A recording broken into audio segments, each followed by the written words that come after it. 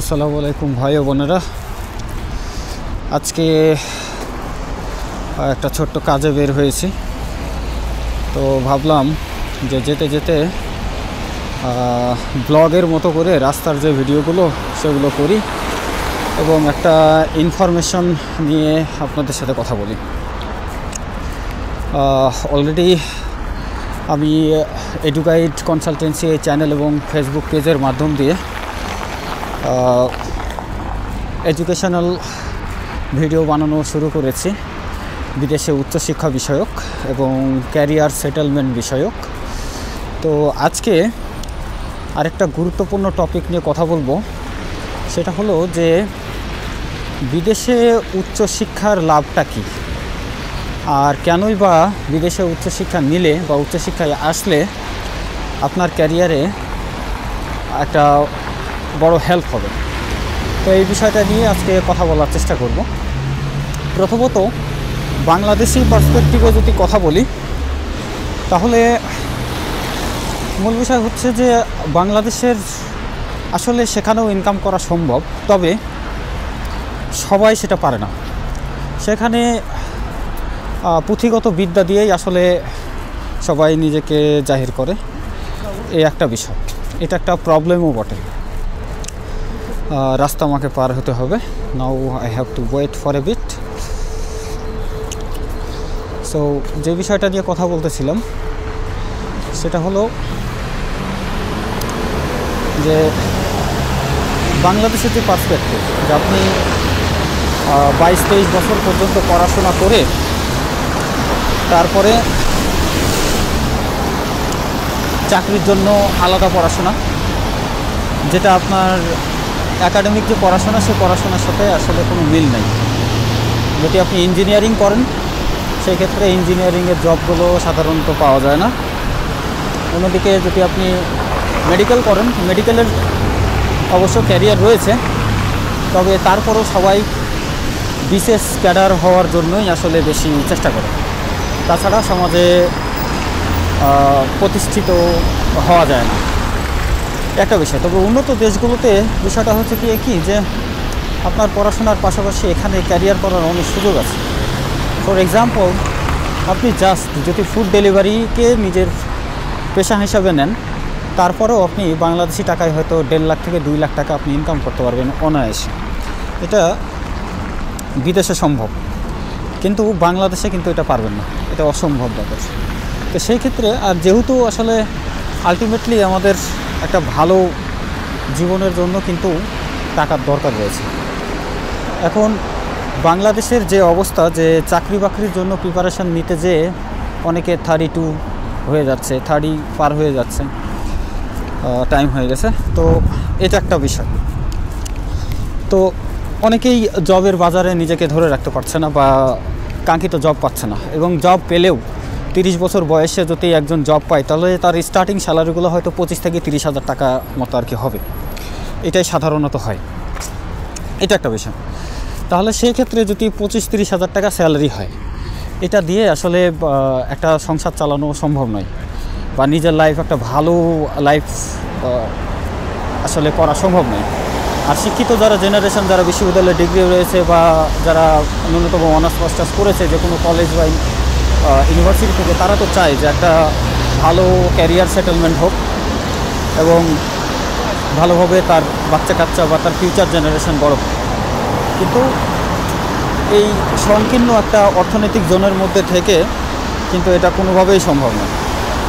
তো আমি বলবো যে আসলে আমি যদি ডিসিশনটা আরও আগে নিতাম, তাহলে হয়তো ক্যারিয়ারে আরও আগায় যেতাম। তো এখনও সময় আছে। আমি 30-তে শুরু করেছি আমার ক্যারিয়ার, বিদেশে ক্যারিয়ার। দেখা যাক কতদূর এগোতে পারি। তবে এখানে এসে আসলে যখন পৃথিবী এক্সপ্লোর করা যায়, তখন নতুন নতুন অপরচুনিটি মানুষের জন্য সৃষ্টি হয়, এটাই বাস্তবতা। তো সেই ক্ষেত্রে এই অপরচুনিটিগুলো আমাদেরকে নিতে হবে। যেমন ফর এক্সাম্পল বলি যে মাস্টার্সের জন্যই আসলে সবচাইতে বেশি ছাত্রছাত্রী সারা পৃথিবী থেকে এই উন্নত দেশগুলোতেও মাইগ্রেট করে, ব্যাচেলারও করে, তো ব্যাচেলারের পরিমাণ কম।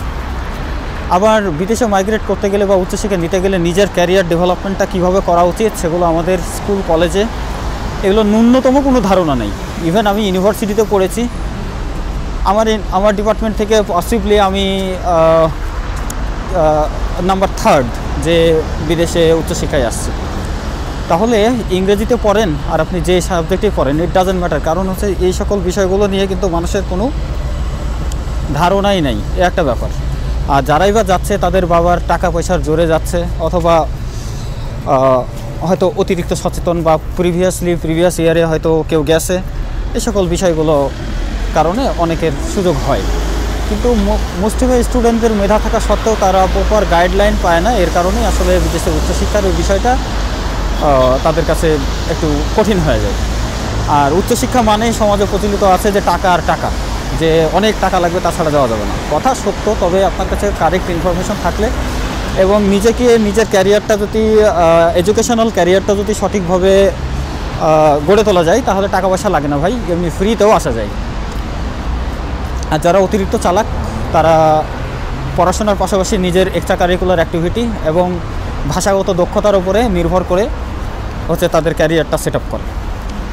তো যাই হোক, মূল পয়েন্টটা আরেকটু চলে আসি। আদার্স কথাবার্তা বলতেছিলাম, সেটা হলো যে আপনি ফর এক্সাম্পল একটা দেশে যদি আসেন তাহলে সেক্ষেত্রে আপনাকে একটা জিনিস দেখতে হবে যে বিদেশে আসবেন কেন। ফর এক্সাম্পল আপনার একটা উচ্চশিক্ষা পাশাপাশি আপনার ক্যারিয়ার সেটেলমেন্ট মানে you have to earn money as much as possible.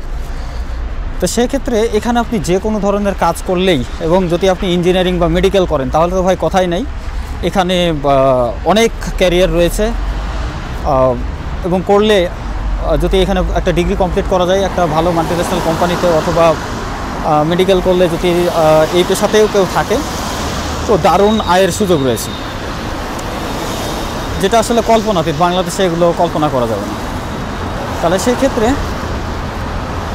বিদেশে যদি কেউ ব্যাচেলারে চলে আসে তাহলে আমার ফর এক্সাম্পল আমি বলি, ব্যাচেলর যদি কেউ 4 বছর বা 5 বছর করে, এই 4-5 বছরের মধ্যে তার স্টাডির পাশাপাশি একটা ছেলে যে 16 বছর বয়সে ব্যাচেলারের জন্য আসবে, সে তার ব্যাচেলার শেষ হতে হতেই মিনিমাম সে 30 থেকে 40 লক্ষ টাকা, বা যদি বেশি কাজ করে তাহলে হয়তো 60-70 লক্ষ টাকা তার ব্যাচেলার শেষ হতে হতে সে তার কাছে থাকবে। তাহলে বলেন যে বাংলাদেশে পড়াশোনা শেষ করে আবার সে ক খ গ ঘ পড়ে একটা চাকরির পিছনে দৌড়ানোর চাইতে যদি বিদেশে কেউ ব্যাচেলারও করে, তাহলে সেই ক্ষেত্রে যদি টাকাটা তার মুখ্য বিষয় হয় তাহলে অবশ্যই এই জায়গাতে একটা ভালো ক্যারিয়ার রয়েছে। এবং যদি ব্যাচেলার শেষ করে কারোর কাছে যদি 60 থেকে 70 লক্ষ টাকা থাকে, তাহলে সে যদি মনে করে যে আমি নতুনভাবে আমার জীবন শুরু করব, এটা কোনো ব্যাপারই না, তাহলে করতেই পারে। তো এই একটা বিষয়। আবার যারা মাস্টার্সে আসবে, মাস্টার্সে আসলেও 2 বছরে হয়তো মাস্টার্সে যেহেতু একটু পড়াশোনার চাপ কম থাকে, তাহলে সেই ক্ষেত্রে মাস্টার্সের যে বিষয়টা, যে 2 বছরের মধ্যে সে ন্যূনতম হয়তো 20 লক্ষ টাকা ইনকাম করে। এবং তারপরে যখন পড়াশোনাটা শেষ হলে তাহলে সে পিআর পাইলো, বা এখানে অন্যান্য যে এমপ্লয়মেন্ট অপরচুনিটিগুলো আছে সেগুলো পাইলো, এবং সেখানে যদি সে মিনিমাম যদি 8 আওয়ার্স কাজ করে, তাহলে সেই ক্ষেত্রে তার একটা কনসিস্টেন্ট একটা ইনকাম আসতে থাকবে। এটাই কিন্তু বাস্তবতা বা সত্য।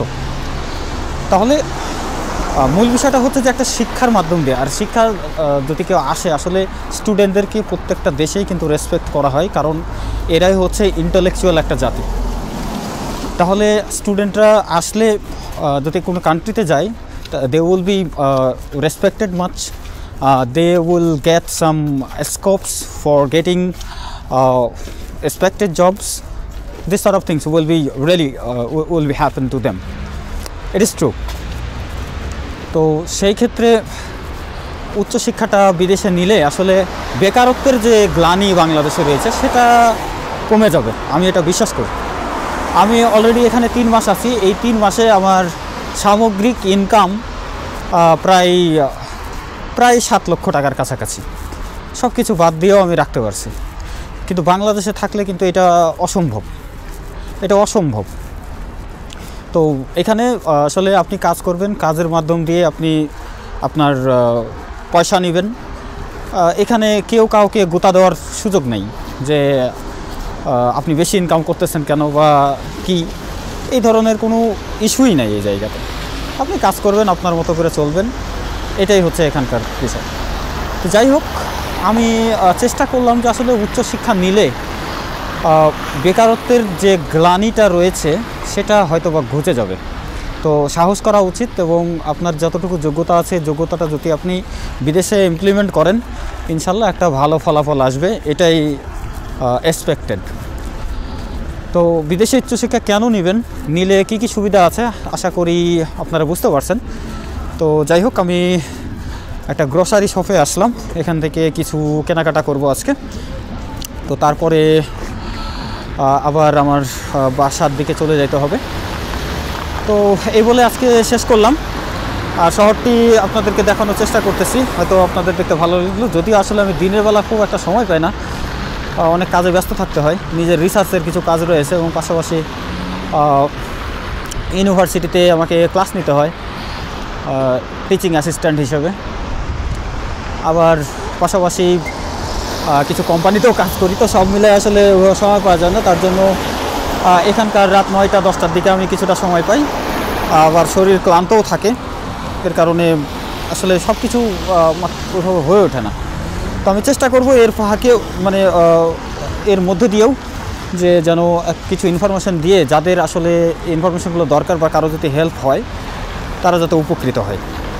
তো এই বলে আমার ভিডিওটি এখানে শেষ করলাম। আমার ফেসবুক পেজ এবং ইউটিউব চ্যানেলটিকে সাবস্ক্রাইব করবেন এবং শেয়ার করে কিছু মানুষের কাছে পৌঁছে দিন। আপনার একটা শেয়ারের মাধ্যমে হয়তো কারো উপকার হতে পারে। ধন্যবাদ সকলকে। আসসালামু আলাইকুম ওয়া রাহমাতুল্লাহ।